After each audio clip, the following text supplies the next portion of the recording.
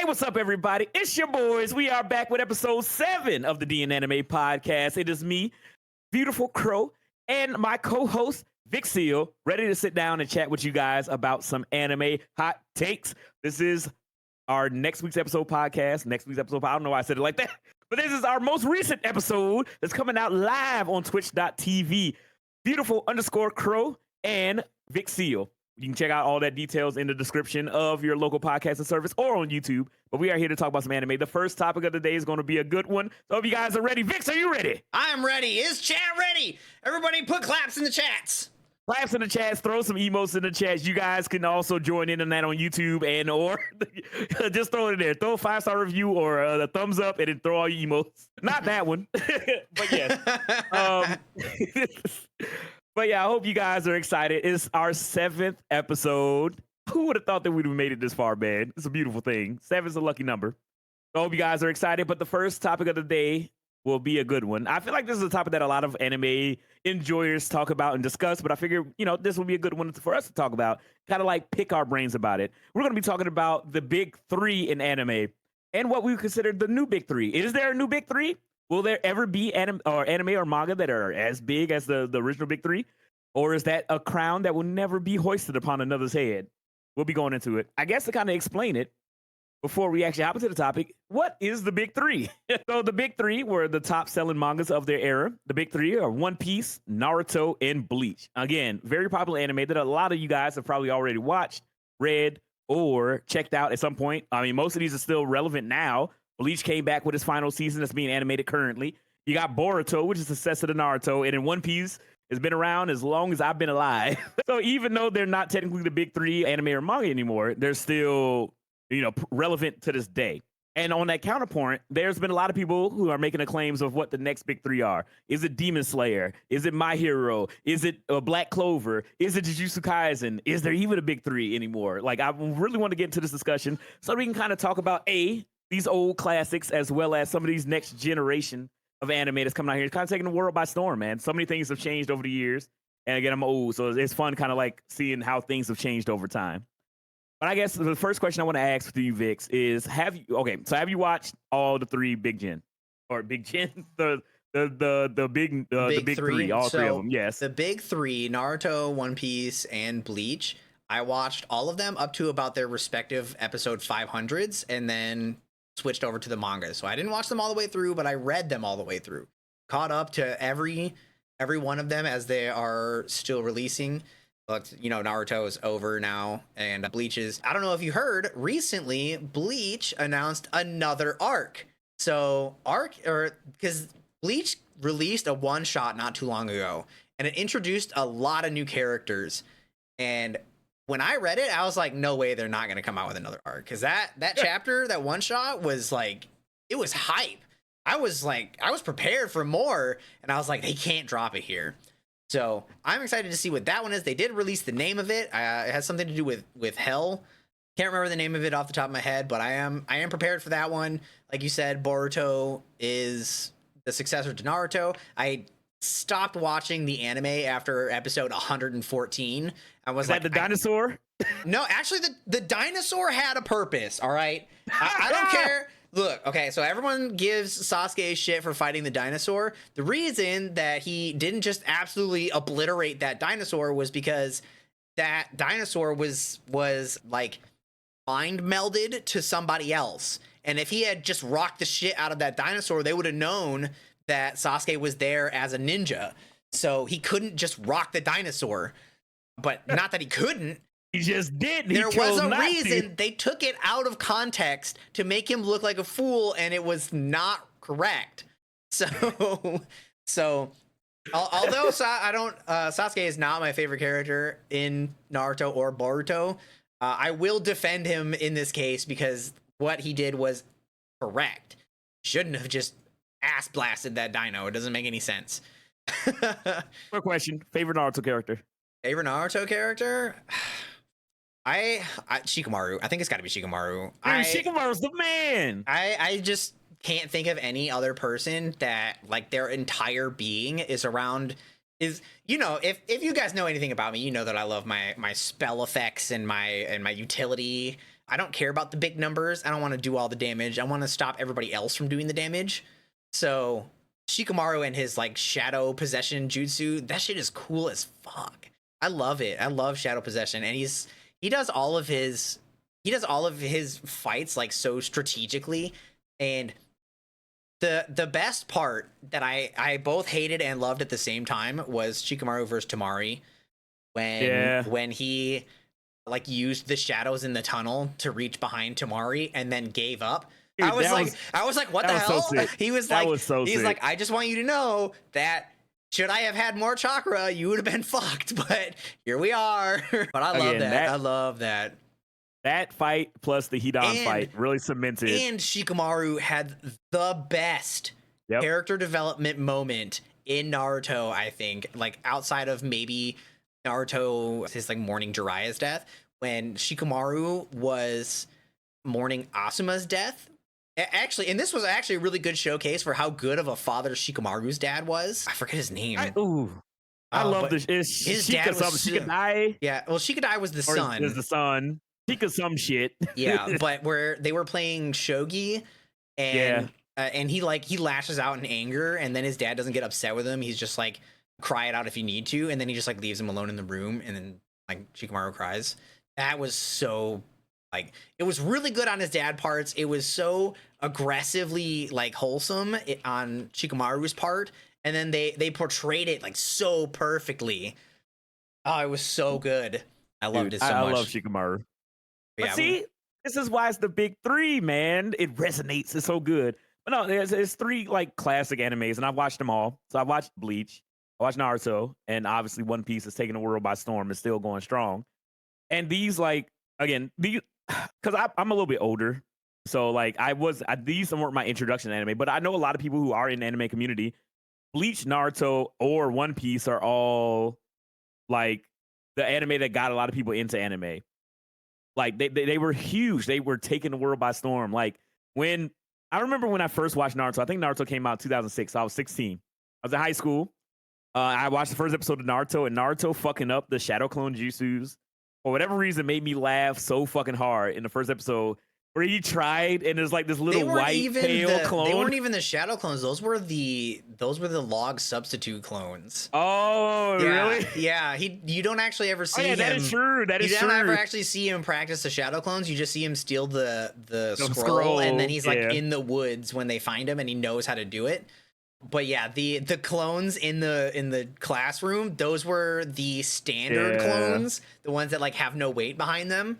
But yeah, that was hilarious when it's funny to even think about it though, because that's his third attempt at that test. Yeah. So Naruto's a fucking super senior. Yeah, which I don't understand because he's still like the same age as everybody else. So how did that happen? I have no clue, dude. What if the original Naruto started off with him in like his Shippuden design? And he's just way older than everybody. He's just garbage. I mean, he's still a Genin when he fights the Akatsuki. So. That is true. That is true. Although, dude, that I'm not gonna lie, that his tuning exam, like retake or whatever, he's beating the shit out of Konohamaru was fucked up.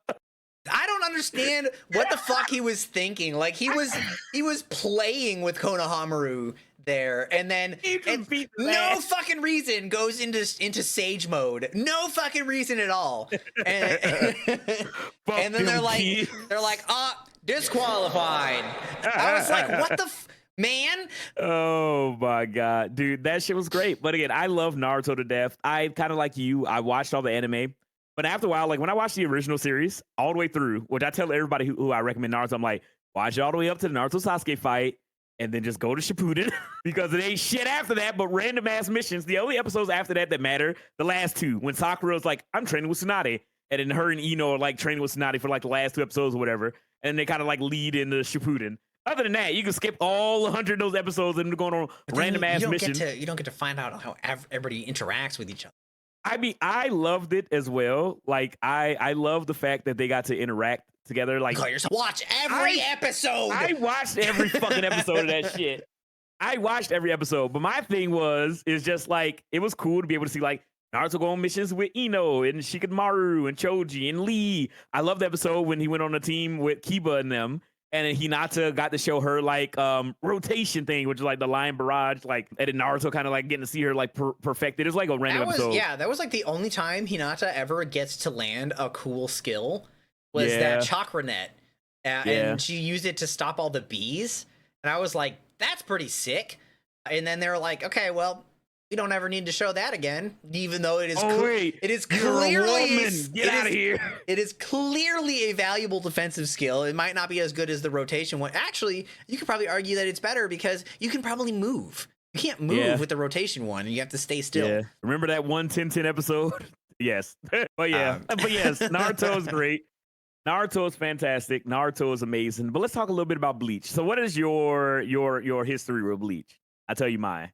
My history with Bleach, I don't really have like anything that was like way off the mark or anything. It was just, I watched it originally on Toonami, and then like as it progressed, I was just like, I don't want to wait anymore, and I just started reading it. And then I will say though, the no longer final arc of Bleach, I didn't like it. Not because it wasn't good, but it was like, it didn't make any sense. The whole series of Bleach, while are at death's door all the time, nobody ever dies, or if they do, it's very rare. Yeah. And then when the final season came, like the first chapter, they just started offing everybody. I was like, whoa, wait a minute, what's going on? And then I thought to myself, I was like, okay, well, they're not actually dead. They're just going to come back. Nah, man, they're just fucking X people left and right. And I'm like, this is not the same. And then they just bring back the Quincy's. And I was like, they have literally been extinct for so many centuries. How can you just like BS this into the story like this? You can't just be like, oh, well, they aren't. They were hiding. They were in hiding. Where the fuck were you hiding? We've been through Hueco Mundo. We've been all over the earth. We've been through the Serite. Where are you? Don't worry about that. But it is interesting that you bring up the ending, because I know, like, again, like being a mangaka in Shonen Jump is an ordeal. Like, it's very taxing. It's kind of insane, like looking at the schedule of mangaka. And I know that Tite Kubo, like kind of at the tail end of Bleach, was going through it.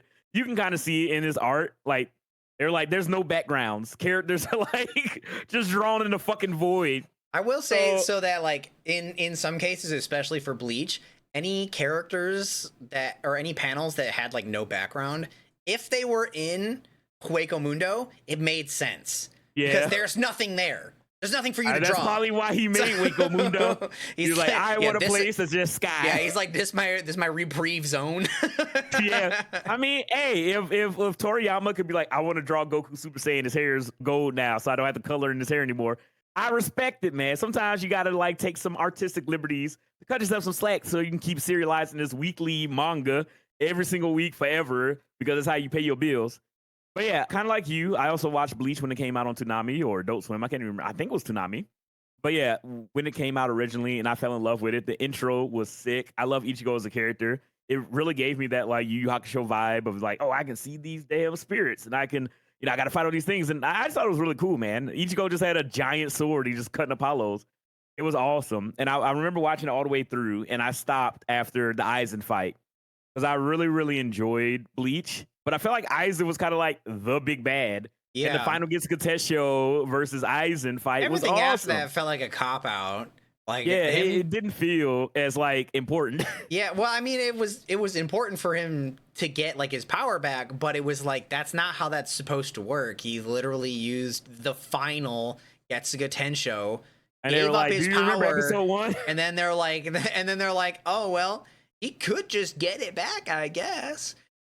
Yeah, that trivialized the shit out of him, because it was just like, yeah, you remember this thing that we did with Rukia? We can just do it again, but all the captains put their shit into the sword and we stab you. And yeah, and then I was like, why wait, did you act like it was a big deal?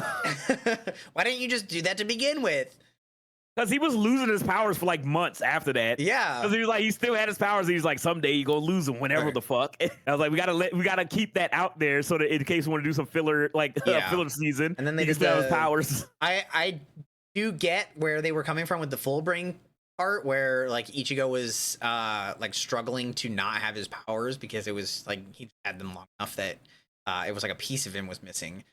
Yeah. So then him like searching for a way to have power it made sense. It made sense, yeah. But then they were like, here, take how this they gave it swastika. back to him was like, that's not how that works. And if that is how that works, why don't they do it to more people? I don't know. Like, I get it, because it's supposed to be like, if you do that, then the person that does it loses their shit, like Rukia did at the beginning of the show. But then I'm like, all y'all did was just... I mean, true. It just took forever. She's a captain now. That was a whole story for line for the longest time. It was like, oh, Rukia got his power. She'll get it back eventually. And she finally did, and she was sick. But yeah, that was always a fun thing. But Bleach is just awesome. And the new season is called Hellverse. Hellverse. So that was the name of we'll one of see the that. movies, though. Was it? That sounded familiar. They have a Hell movie. Oh shit! Wait, that is the movie from 2010. Damn. Yeah. What is the new season in? All right, It is Bleach. Hell something, but I can't remember the name of it. You can only read that one shot though, if you haven't already. It was pretty good. I haven't actually. I haven't. It was good. Right, It showcases a lot of really potentially interesting characters. I think one of the new captains from the one shot is actually deaf, and Okay. I was like, oh, that's pretty sick. That they were able to like write a character in like that. So I was like, I really hope we get to see more of those characters. Okay, so I got the title. It is How from the Jaws of Hell arc. So that's the new manga art that's coming out. Again, I'm glad because I know Taisakubo was dealing with a lot at the end of Bleach, and I feel like he didn't get to really like finish his story. So I'm excited because the anime seems like he's having like a second chance to be able to like do the Thousand Year Blood War like right. Because the anime has been great so far. I haven't watched all of it just yet, but it's been great. I watched the first part. I haven't seen the second part, but I did read the way all the way through the arc. So yeah. So hopefully this will be their chance to like fix it. They do kind of like cop out the fucking ending too, which I really hate the ending. That I was like initially when they stopped airing Bleach, I was like, all right, well they saved the viewers from the bad ending, and then they're like, like 1,000 Year Blood War arc, and I was like, ah. But it's so sick. It's so good all the way up until like, oh, I can't even say it without like spoiling it too bad. But I don't like what they did with Ichigo, or I will say that Aizen is present, but I don't like what they did with him either. Okay. I gotta catch up. I'm so behind on everything, but I gotta catch up. I want to watch it. It's been really good. I do have Hulu, so I gotta sit down and just watch it at some point. But I've been watching so much Don Machi. Well, I was gonna say tell us about that, but stay on track. yeah, let's stay on track. This podcast gonna be 8,000 hours long. All right, and then the last of the big three is One Piece. So One Piece is a little bit different for me because I didn't watch One Piece when it first came out. I did actually know. I lied. When it first came out in the States, I did watch One Piece. I watched the 4Kids dub. The Yayo, dreaming. I thought that was the give it up, original Luffy. opening. I thought that was the actual opening for so long. I mean, it is for us. I was going to find out it wasn't like the true original opening. I was like, we didn't get well, We Are in the States. We got Dreaming. It was still fire though. It was still good. I love that shit. I will always rep and defend the One Piece 4Kids opening. So I used to watch it when it came out in the States for the 4Kids dub. It was terrible. Fucking Sanji in his dumbass New York accent and his lollipop. I mean, Luffy was fine. What I loved about it is Zoro is voiced. I hated that they censored Luffy's teeth. Oh yeah, they took his teeth out for some reason when he did the big mouth. Yeah, they're like, it was scared of children and not the big gaping maw. What kind of children are scared of a big smile? I don't fucking know. But yeah, they did a lot of weird censorship, but that's 4Kids for you. But no, what I love was Zoro was voiced by the guy who did the English voice for Guts from Berserk. And I love that so much. He's like the one good voice actor. That's why I had the channel point for a while where it's like the Luffy scream, where he's like, Luffy! He like screams hard as hell as Luffy's like running to go beat his ass. But yeah, outside of that, the English dub for One Piece was not great. Now, obviously the people who are enjoying it now with the Funimation dub, you get the way better dub than we got back in the day. But I still, the 4Kids dub has a special place in my heart. I have watched a lot of One Piece, most of it subbed, because back when I was in college and I had more free time, I would just like watch like huge binges of One Piece. So I got all the way up to the time skip and I was watching it weekly and it was great. And I took a little break and I started reading the manga for where I was. And now I'm all caught up to where they are now in Egghead. And I've been enjoying it. One Piece is phenomenal. A little bit older than the other of the big three. Naruto is old, but like One Piece has been around for a while. Yeah, Like for a long time. Naruto is over, so they've gone on to Boruto, so they've had like their whole children and everything, and Bleach took a very long break. One Piece has been around the whole time. Yeah, So, One Piece hasn't stopped, man. One Piece is still the highest selling manga right now or whatever. Like I think it's the biggest and it's still going strong. Egghead is amazing. The animation looks incredible, which is crazy because that's always one thing with the One Piece. The One Piece anime was always a little rough because the animation was kind of like hit or miss because One Piece doesn't take any breaks. It doesn't take any breaks. Like it's constantly going all throughout the season. So you get like kind of like ass quality from time to time. But ever since like Act 3, well, I think Wano in general, they changed the art style, which they would do from every like season. Like I love the I art don't style mind any of for their like art style changes. I don't have any issue with any of them. I think it just kind of showed like his like growth as an artist. So I was like, this is fine. I don't have, and none of them were like crazy or like way off the mark or anything. So I think each like chapter, although I will say he's getting too good. He is now like reading. I still read One Piece every week when I can. It is becoming such a chore to read it. There is like, so much happening on every single panel. Every panel. It is like an entire book on every page. I'm like, Jesus Christ. I feel you. And it's like, I can't even keep track of who is where anymore. They have to keep showing me the fucking, like, the map. And I'm like, how did you even get there? Right now, the boat is like sliding off the back of the island, and I'm like, when did that happen? What, you didn't see Brooks set the ice down and him and fucking no, that was like 7 million pages ago. It was him and fucking which one of the fucking not an Egghead? What else is the damn name? Vegapunk. Which Vegapunk? What's her damn name? I don't know. There's fucking 9 Vegapunks. So number two Vegapunk. Not only do I have to understand the new layout of the map, I also have to remember 9 different Vegapunks. And suddenly we are introduced to the elders, and I'm like, okay, now who are these guys? And I didn't the Gorsei's been around. And they all turned into their like animal forms or whatever. And I don't recognize any of them except for the spider guy, the old man who turned into like a pterodactyl. I was like, who the fuck are you? Hey, the big bass, man. Keep up. I had to wait for like, I think it was Sanji started getting his ass kicked, and I was like, oh, he must be an elder.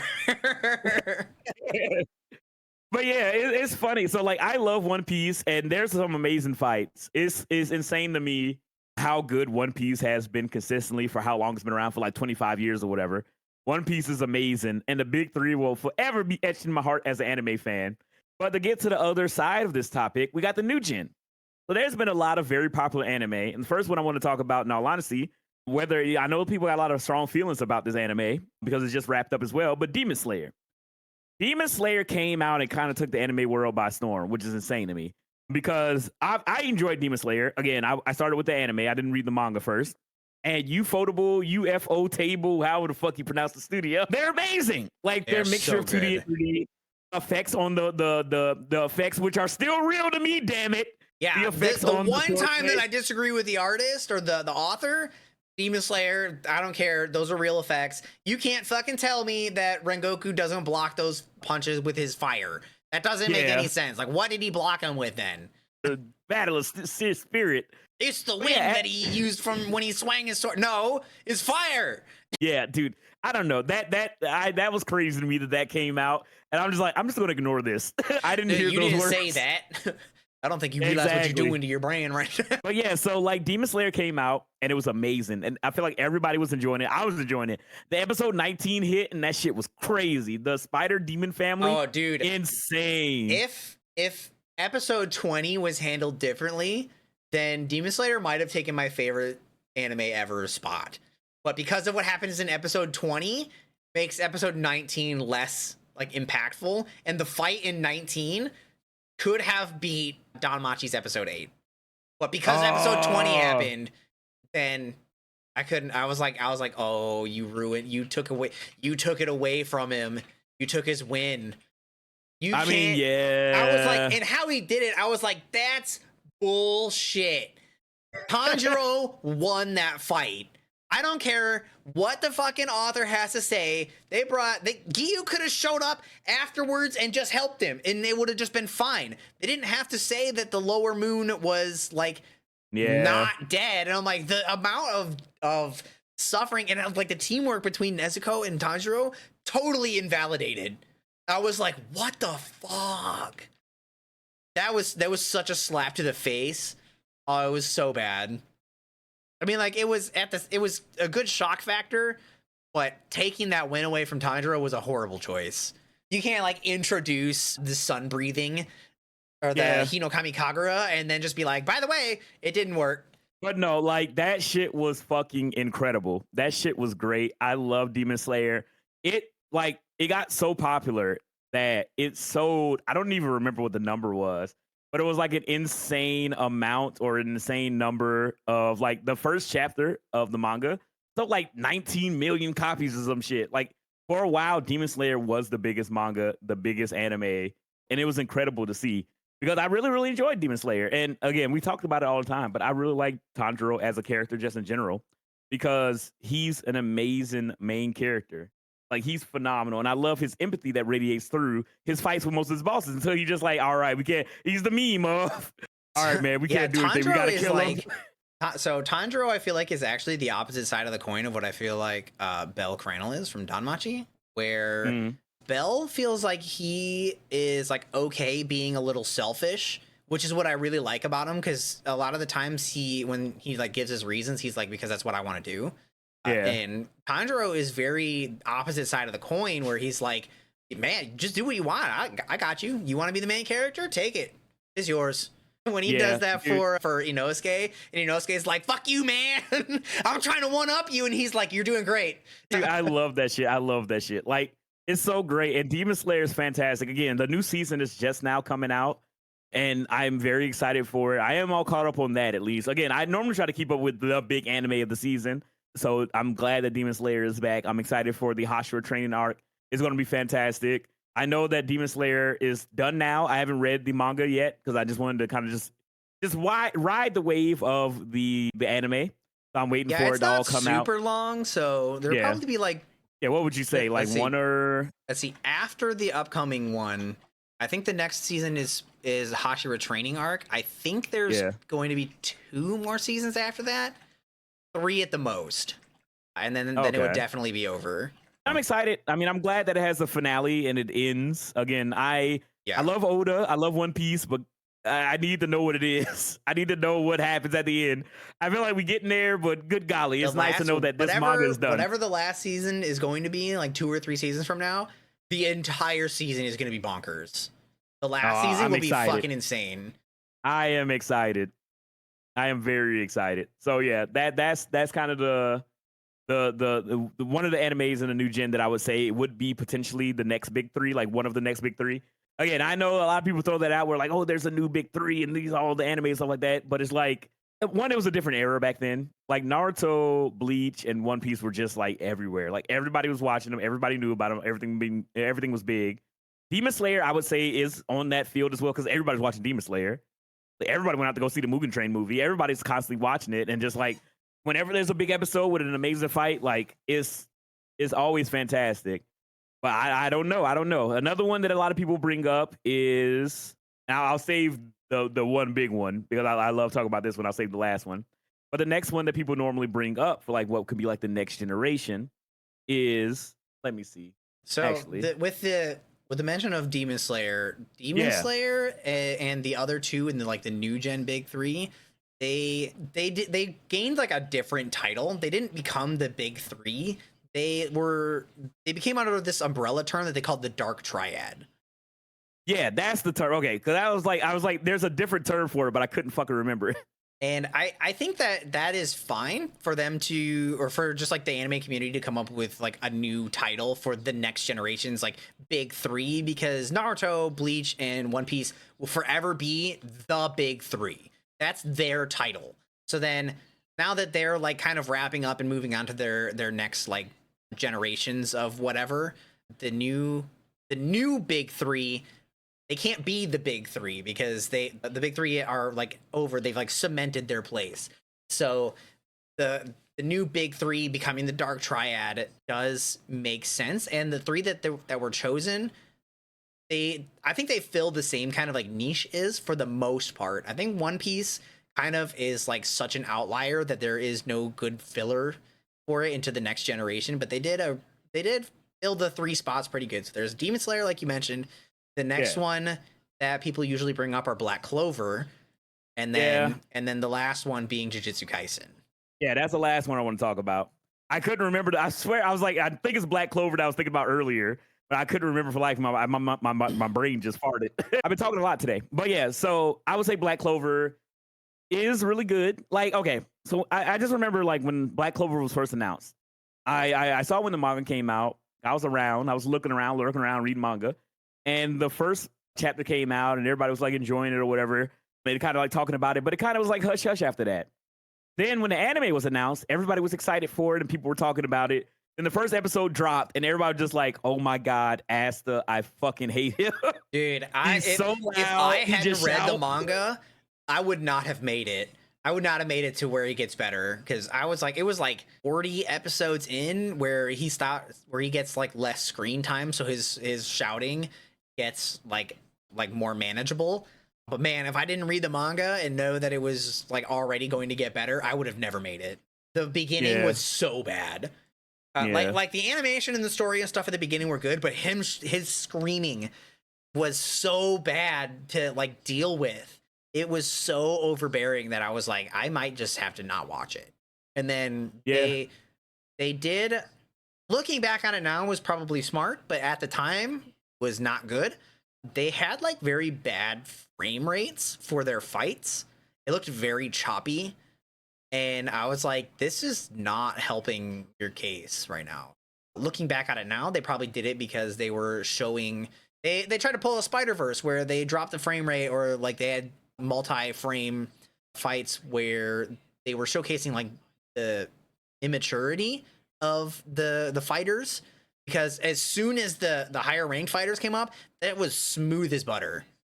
As soon as anybody with any amount of experience came in, those fights were butter. They were so clean. But before that, it was choppy. Asta was screaming all the time. I was like, I don't know, man. Yeah, it was rough. But then again, because a lot of people were like, yo, stick with it. Stick with it, stick with it. And I was like, you know what? I'm going to give it a try. I was like, that was a tough sell, though, to try to stick with it. I was like, I don't mind. Like, Zenitsu bothers me in Demon Slayer, right? But I love Demon Slayer. So I was like, you know what? I'm going to give it a try. Zenitsu doesn't have enough screen time to be. It's like if Zenitsu was the main character. I don't know. I was like, I love Zenitsu, but I'm just like, I don't know. But yeah, so I gave Black Clover a shot, right? And I started watching during the pandemic because I was working from home. You know, I was just at my PC. I had my like iPad up right next to me with Funimation, a rip in peace Funimation. And I would just watch episodes while I was working. And I was like, okay, at first I was like, oh yeah, he wants to be the Hokage, Ninja King, Pirate, Wizard, Grand Champion or whatever. And I was just like, okay, it's an amalgamation of all shit that came before it. And for a while, that kind of tinged my my feelings on Black Clover, because I genuinely thought I was just like, it is just kind of like a combination of like every popular anime thing. It's like he got a Sasuke, he got a Hokage, he got the Pirate King, he got all the archetypes, the drunk girl, the girl that likes to eat, the guy who's red-blooded, hot-blooded American male. He got I was just like, it had every trope you could think of. And I'm just like, he had the Ojo-sama girl or whatever. And, what's the water chick name? From, let's see.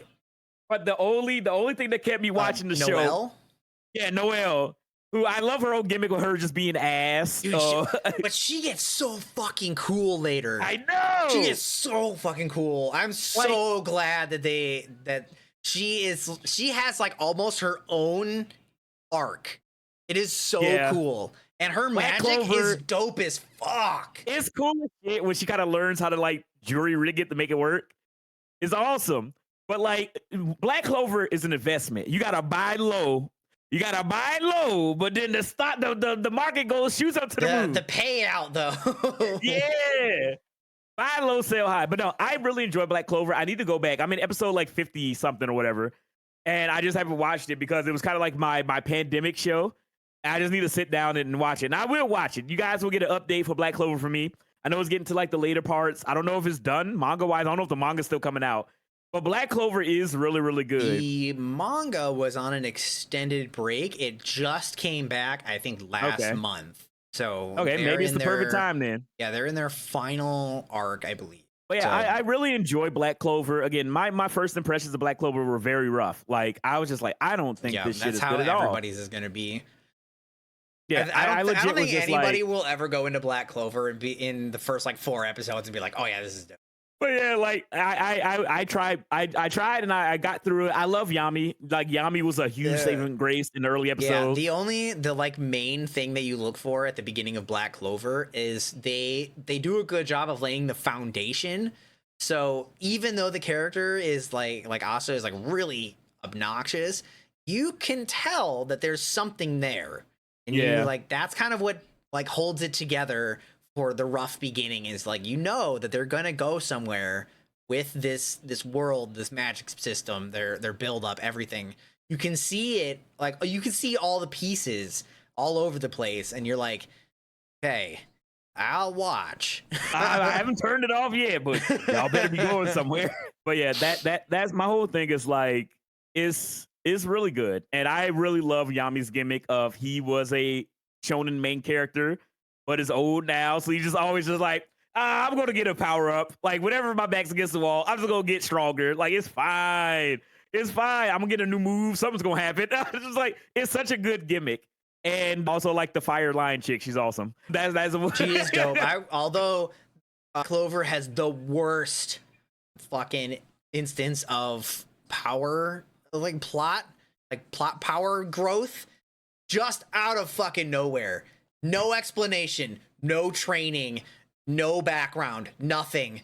One of the characters just gets a brand new power and is suddenly a master at using it. And then they're like, oh, by the way, this is in his background. And you're like, what? That's massive. And you're like, you didn't think about saying that sooner? It comes out of literally nowhere. And it breaks the rules of the own power system. You cannot do that in the world. And he's just like, I can. But he's the special boy. Yeah. Wait, is it his brother? Yes. I fucking knew it. I hate it. I hate it so much. Okay. Well, I guess I gotta look up. I actually really like his brother. Like I thought he was gonna be the Sasuke. His is fucking awesome. Yeah. But like, okay, so like the wind spirit is cool. I love his like spirit, like armor that he makes, like the wings. That shit is awesome. It's what he gets after that I freaking hate. The power itself is cool, but it breaks all the rules and it comes out of nowhere. Okay. That's what I hate about it. And like, yeah, because I was like, if he had to like train that power, then it would be a lot more interesting. But he doesn't. And he suddenly in the middle of combat is just like, oh yeah, I know perfectly exactly what all of these spells do. And I'm like, okay, buddy, whatever. Okay. But yeah, so aside from that one moment, it's pretty good. I don't have too many like complaints outside the beginning and then that one instance. Everything else is pretty thoroughly explained and gives like reasonable amounts of time. Everybody gets their fights in. You know, Asuka has a little bit of plot armor where it's like, yeah, you probably should have just been knocked the fuck out right there, but you know, you're the MC, so it's fine. But yeah. Yeah. And now we are going to head on over to our next topic of the podcast, our most relatable anime character. So when I was a kid, and this will probably be a little bit different for me than for you, right, Vix? Because I'm of African American persuasion. I'm black. I already have mine in mind, and I have not heard anybody mention him before.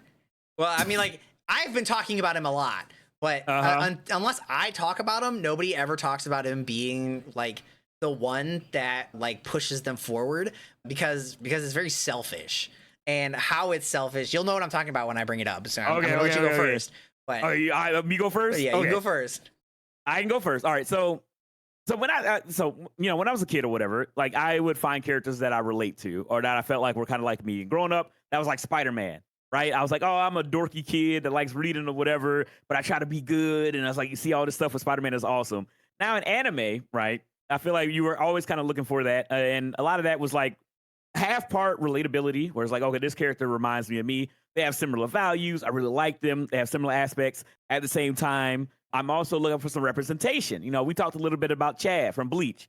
Talk a little bit about like that's one of the reasons why I will always love Soul Eater, because Soul Eater had like actual black characters in the show. It didn't look like Mr. Popo or Asian fucking black from Dragon Ball or Didn't whatever. they kill him? No, Eater? so the adult guy, Yeah, the teacher, yeah. he shits and died like the first episode. Yeah, he He comes back becomes a as a zombie. Yeah, I was super pissed. But the guy he was training, the other black kid, I forget what his name was.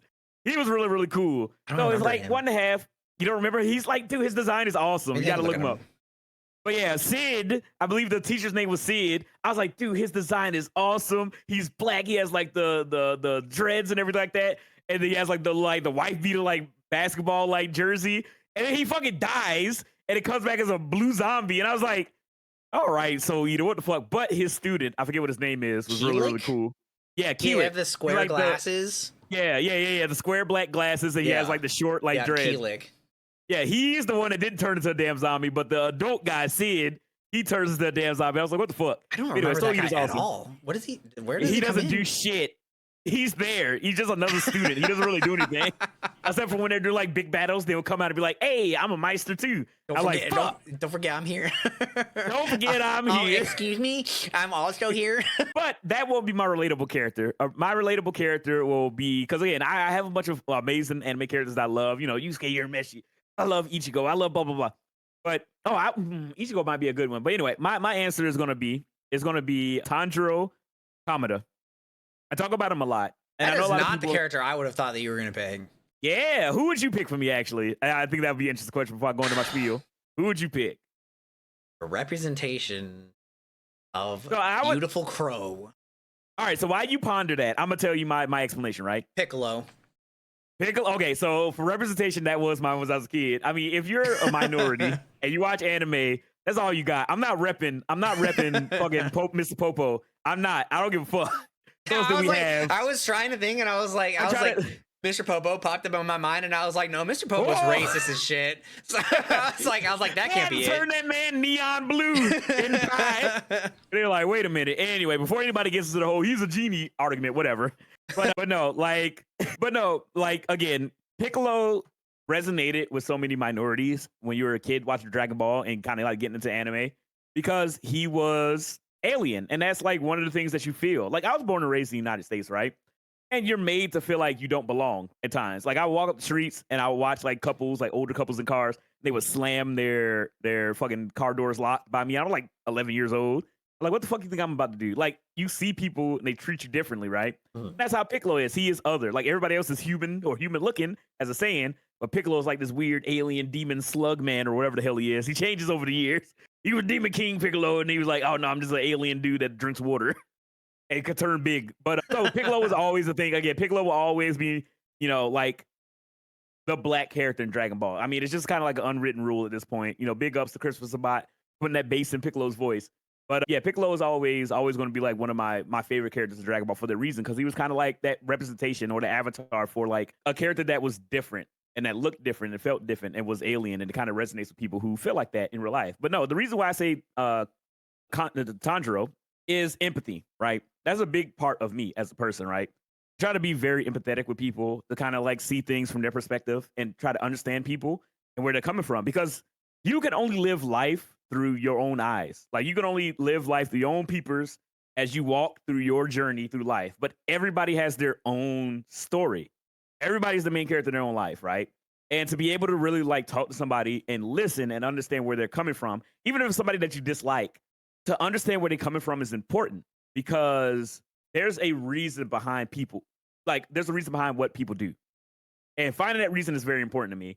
And I feel like empathy has been like this weird thing for me, because at first I was like, oh, everybody's like that, right? Everybody cares about the person that they're around. Everybody cares about other people's feelings, but it's not really the case. And I learned that heavily during the pandemic.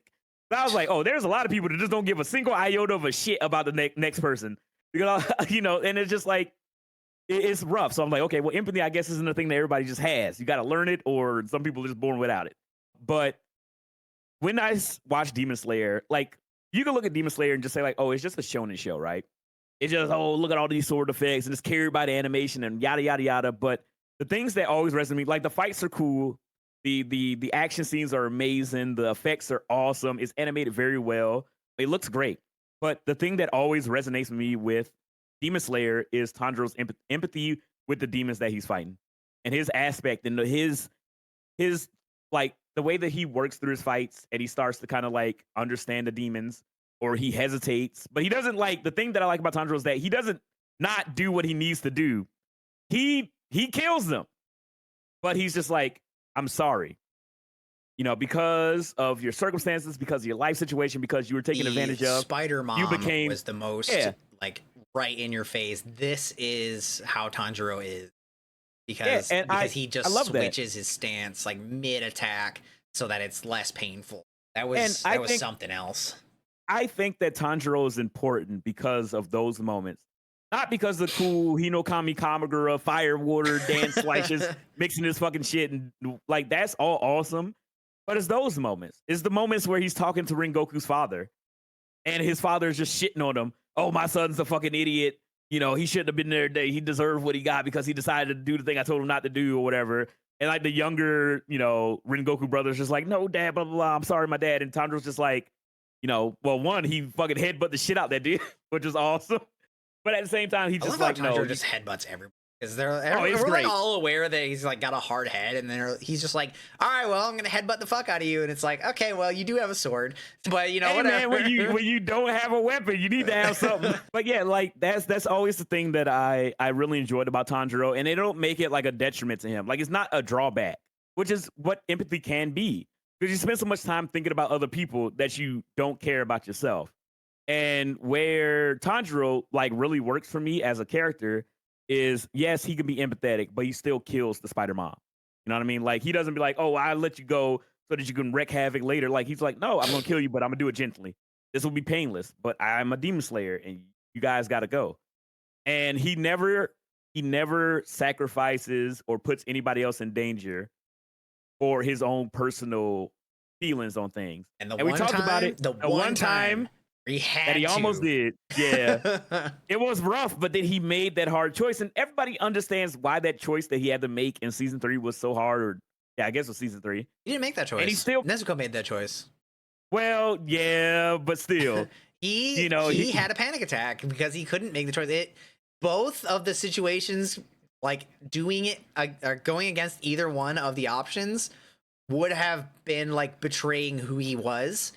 Yeah. So him not being able to make the choice was like even better than him being able to just like not go against, or to be like, to give into his empathy would be to like abandon his original goal. So him not being able to do that made him like an even better character. Yeah, I love that moment. I love it so much. Like, Tanjiro is a fantastic character.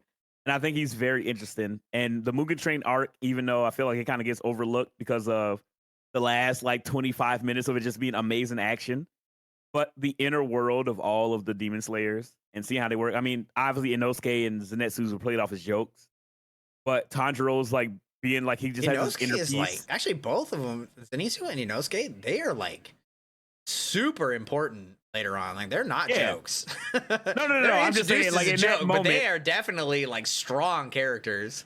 No, they're awesome. I love Zenitsu. I love Inosuke. Watch it sub, not dub. But anyway, sorry, I had to slip that in. Dude, I just can't get over Inosuke's English voice. Zenitsu's fine. I don't know. I didn't like any of them in English. They're fine. Again, I'm not a sub and dub guy. I just gotta watch whatever I feel like. But anyway, that's not important right now. But no, like the whole thing where the little children that were being used during the Mugen Train arc, they go inside everybody's like personal realm as they're trying to like manipulate them and kill them while they were asleep. Like, Tanjiro's being so beautiful. Like, he was just this untouched, like, bright spot in the world. Like, what he was doing, like, it's hard to even fathom how difficult that would be, because he had to remind himself to kill himself every time he fell asleep. I was like, how do you, like, the first time where it took a long time, I was like, that makes sense. And then it got shorter and shorter. I was like, how do you do that? That scene was nuts. And thank you for the MVP, because I was waiting. Because I watched it in the theaters. I was like, I'm waiting for the moment where he gets tricked. So, like, I know it's coming. Like, he can't keep like, ah! Like at some point he's gonna get tricked, and Inosuke was like, "Stop!"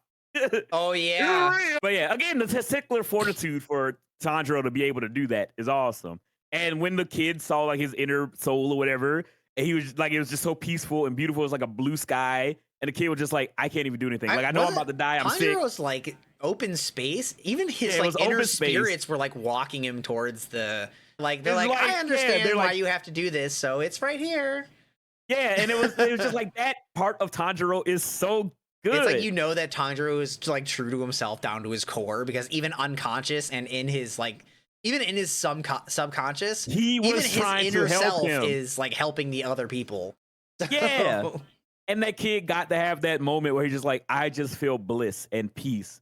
I know like all the kids were sick and like dying or whatever, and they were being used by the upper moon or whatever. But he was like, you get this peace. So that, whatever happens to you, at least you got to experience this That blissfulness. was Lower Moon 1, I believe. Yeah. So it wasn't any I of the forgot upper the moons, numbers. because the gap between Upper Moon 1 or Lower Moon 1 and Upper Moon 6, I can't remember how many upper moons there are. I can't remember. Yeah. But the gap between the like two, even though they're only one ranking apart, is like massive. So like that was just like barely squeezing out a win against Lower Moon 1, and then it was like, oh, you gotta go against Upper 6 now. Yikers. Yeah. That was nuts. I was in the theater like, yeah, they did it. Whoa. Yeah. Rengoku was just off doing shit. The other dude just walked up.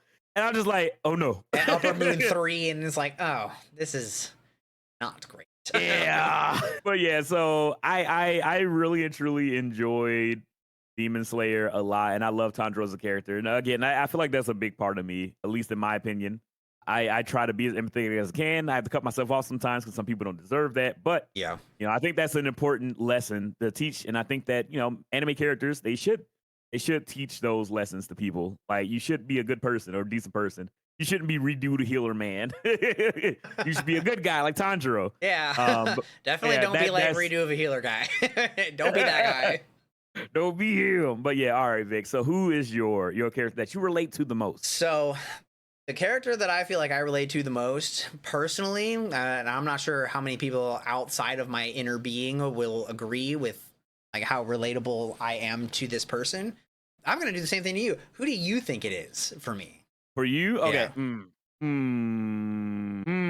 This is a hard one. The first one that came to mind is Zenitsu. What? What?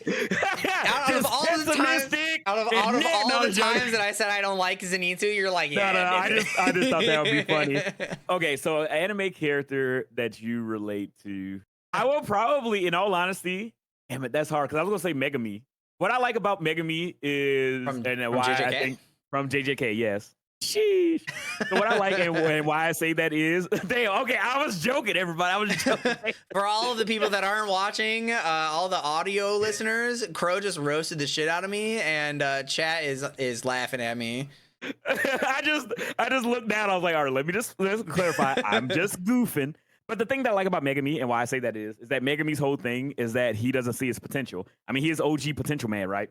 And then so he has like this weird like outset or outlook on it. But when somebody like again, this is kind of weird because I wouldn't say that it technically relates to you, but kind of like what you do is that it is kind of what happened to Megami as a character. When Gojo's just like, yo, you don't understand. Like you can be more than what you think. Can be great. Like you have the potential to match up to all these other guys.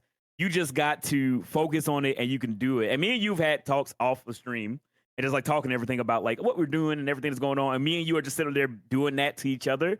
That's why I say Megami, where it's just like, oh no, man, like you can do this and you can do that, and we're like helping each other. And the only character that I can think of is Megami in that sense, where Gojo really had to talk with him. He's like, no, you can open up a domain. You don't have to summon Maharaga over everything. You don't got to summon out Big Raga. You know what I mean? Like, This jar of pickles is too hard to open. So, and I'm just like, and seeing, again, I say this for a lot of people that's in my circle right now who are all working towards their personal goals, especially here while we're doing this stuff. Again, if you guys don't know, we're live on Twitch. I've seen a lot of people do that where they're just like, they don't think that they can accomplish something. And then now everybody's reaching their potential and they're killing it right now. And that makes me very happy. So that's why I would say Megami. Megumi. That's not a bad answer. I don't hate Megami. I think Megami's a really interesting character. I like him a lot. Yeah, I absolutely have no issue with Megami. However, one that I was going to pick is Belle Crannel from Danmachi, which I'm I gotta surprised you guess didn't that. just guess because of how much I talk about it. Well, yeah, but I figured however, that would be too obvious. yeah, I know, but that's like part of the reason. So the main thing that Belle actually does that I relate to the most, that I've been like, I've had this thought process since like the very beginning, like since I was like in elementary school. I want to be the hero. Like that's just like down to the word. I want to be the hero. I want people to see me as the hero. I want to do hero things. And Belle is like, I've read all the hero stories. I am the hero. My ability is based off of being the hero. And I was like, that's what I'm fucking talking about. And then when he's like questioned by Lily in like episode 4 or whatever, and he's basically just like, because I can. Then I was like, that is the best answer. You don't have to be like, because you're special to me, because you are important to the world. I saved you because I wanted to. That, like, I want to be the hero. I want to be a hero for you. My objective was to do things with a positive result, like whether or not like you feel like you deserve it. And I was like, that's deep, man. Okay. Now, again, you pretty much laid out everything, but I just saw that recently because I'm watching Danmachi right now. That moment sold me on the show. Like, again, Lily's? if anybody yeah, it was like, good. It was really good. I Dukes has only ever seen me cry one time, and I knew that was coming, and that was still a moment that saw me cry. The thing with that moment for me was, like, we joke about like the title of the anime being goofy, how to pick up girls in a dungeon. Hey, it's not about that, you know. And then I watched the first episode, and I'm just like, he's literally like, I found this girl in a dungeon, I love her, you know, I want to get strong enough so we can date. And I'm just like, oh shit, the title's being real. And then it like totally deviates, and he's like, no, I need to get stronger so that I can be the hero, so that I'm worthy of like being or standing by her side, not so much that I can be with her, but be beside her. And I was like, the strength, willingness to be the hero, the like, I think his like little tidbits on all the knowledge of the hero stories is also really endearing. But I tried to like look up after they gave him the nickname. Do you know which one I'm talking about? Like not Little Rookie, the one that Tiona calls him that starts with an A. Yeah, Argonaut. Argonaut. Yeah, I spent like a month trying to find the story for that because I was like, I don't know what story she's talking about, and I think it was Odysseus's story. And I was like, I don't know. I was like, I don't really know, because when I tried to read it, I was like, this doesn't sound like a hero story. So I was like, I still haven't seen it. I still haven't found the story that she's referring to. But being so recognized as like essentially a hero in training that they gave him a nickname related to hero stories was so fucking cool. Like, I love the fact that his determination builds everything about him. Like, the more determined he is to train and work hard, like, everything is like, I love that, because I feel like that's a real ass like thing where just like, if you work hard towards something and you put your all into it, you give it 110%, you're working towards it, it will work out for you. And that's what kind of working with Belle. Like, it doesn't feel like plot armor where it's like, oh, he got the sick ability where his hand glows, he does like the critical shot shit or anything like that. Like, it feels like he's like working it is and literally training the for hero strike, and he can only use it under extreme circumstances, which is totally fair. And it's not even a guaranteed win. Yeah. So I was like, he's this still is gotta work after it. This is a cool ass power. It is very, very unique. He only uses it like at the most dire times, and it's not even guaranteed to win. Usually he wins after that. Yep. So, the episode that I saw, it was the shine and the power boost is like so dope. Yeah, I love it. It's really cool. But the thing that got me about the Lily thing that really made me like, I was like, okay, this show is more than what I was worried about. You know, that it was just gonna be about him just like, I gotta hear him with girls and all shit like that. Like, when he talks to Lily at that moment where she's like breaking down and she's like, oh, you know, I talk shit about you behind your back and I stole from you and I undercut you with the money, and he's just like looking at her and she's just like crying and yelling at him. He just like lets her get it out. Yeah. Which was awesome. It was an awesome moment. And then he like says to her, he was like, you know, she's like, why are you doing this? He was like, I saved you because you're a girl. And then she was like, that's the reason, you're the worst, you're a pervert, whatever. And he's like, you know what? No. I saved you because you're you, and that's all that matters to me. Because I Yeah. liked you and I wanted to save you, I chose to save you. I did it because That was a I turning wanted point. to. Yeah, because it felt like it was like the He modus operandi started of the with show. the cop out answer, Yeah, and then it was like, and then when she was like yelling at him, he was like, "This is what I really think. Like this, yeah. that's what I feel like my obligated answer should have been. But what I really think is, I did it because I wanted to."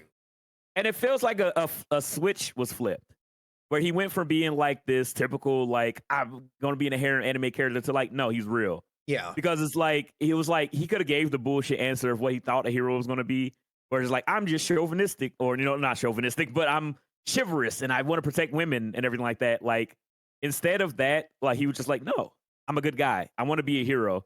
And heroes save people who are close to them and save anybody that they can. And I want to be strong enough so I can do that. And there's so many moments like that from that moment that are like that with Bell. And I really, really, like you said, like the fact that he's like, it doesn't feel like he's trying to date the sword princess. Like, obviously he gets all bashful whenever she's around. yeah. Like He like blushes. his like special ability for the EXP gain is kind of BS. That is like, as Yeah. long as, although it is not specifically said, it is feelings of infatuation. So I feel like it starts that way and then Yeah. changes to admiration. Yeah. So That's what it because feels it's like, as like. long as he maintains the same level of emotional Emotional Raz- dedication to what yeah, he wants. yeah, Like his so, hopes and his desires make him stronger. yeah, so it which makes started sense. off with infatuation because she was like his hero, and then it moved to admiration after Yeah. seeing like what she can do and like the type of person that she is. So In season 2, when they're doing the God games or whatever, the war games, she trains and him. and he just like walks up to her and he's like, yo, can you train me? And she's just like, yes. Like, that was awesome. Like, there was no blushing. There was no, oh, I'm so bashful. He was like, yo, I got shit I got to do. The crazy part Like, about both of that is that Loki hates Hestia. So him doing that was fucking ballsy.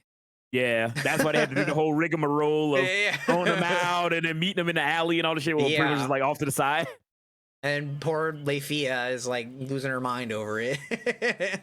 Yeah, What do you but mean he gets to train with her? I want to train with her. yeah, oh yeah, dude. Every time I see him now, he just bitching and whining. But he has a little respect for Belle now, and I love that. No, not Like- not Bete. What's her Oh. name? The elf girl. She like takes it upon herself to be like yeah. Belle's rival because she also really likes eyes.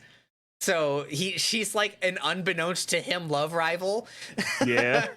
And so every time that they see each other, she's like, I'm not gonna lose to you. And he's like, what the hell are you talking about? Yeah, dude. I love that. Like it changes and it makes the show better for it. Because it could have Yeah. just did the typical anime, this is gonna be his Amelia type deal. But Yeah. instead it's just like, no, I want to be strong. Yeah, and he So didn't that- like sink into the character like any of the other characters. Like he didn't save Yeah. them, and it wasn't just like, this is my character. Like this is my goal now. This was like, he saved her, and then they respected him for it, and then he just did his own thing.